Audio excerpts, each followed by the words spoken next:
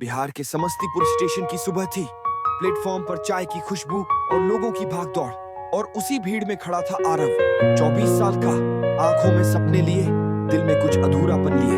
आरव दिल्ली जा रहा था नौकरी के लिए, लेकिन उसके मन में कोई और सफर चल रहा था, एक पुरानी यादों का सफर।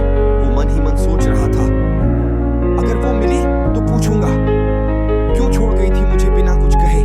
तभी पीछे से किसी ने पुकारा, भाई साहब, ये सीट खाली है क्या?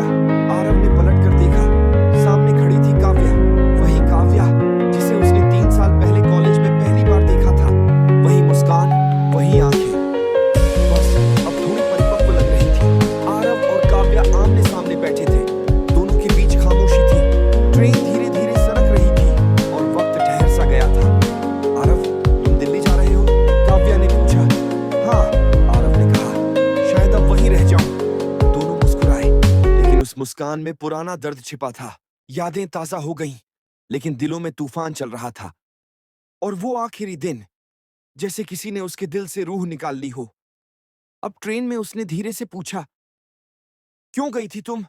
काव्या ने खिड़की से बाहर देखते हुए कहा, घर वालों ने जबरदस्ती सगाई कर दी थी, मैं कुछ नहीं कर पाई। आरव के दिल में सन्नाटा उतर आया, लेकिन उसने कुछ नहीं कहा, बस मुस्कुराकर बोला, शायद किस्मत का लिखा था। काव्या की आंखों से आंसू बह निकले। पर मैंने आज तक किसी को नहीं चाहा आरव, सिवाय तुम्हारे। ट्रेन एक लंबे पुल पर थी, नीचे बहती गंगा और ऊपर 2 टूटे हुए दिल।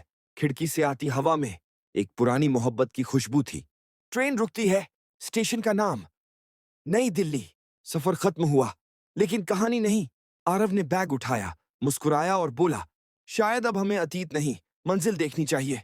काव्या ने सिर झुका लिया। दोनों अलग रास्तों पर चले गए, लेकिन इस बार बिना किसी शिकायत के। जिंदगी का हर सफर मंजिल तक नहीं जाता, कुछ सफर बस यादों में रह जाते हैं। समस्तीपुर से दिल्ली तक एक प्रेम कहानी, अधूरी सही मगर सच्ची थी। आरव उसे रोक नहीं पाया था, बस देखता रह गया था। कसम से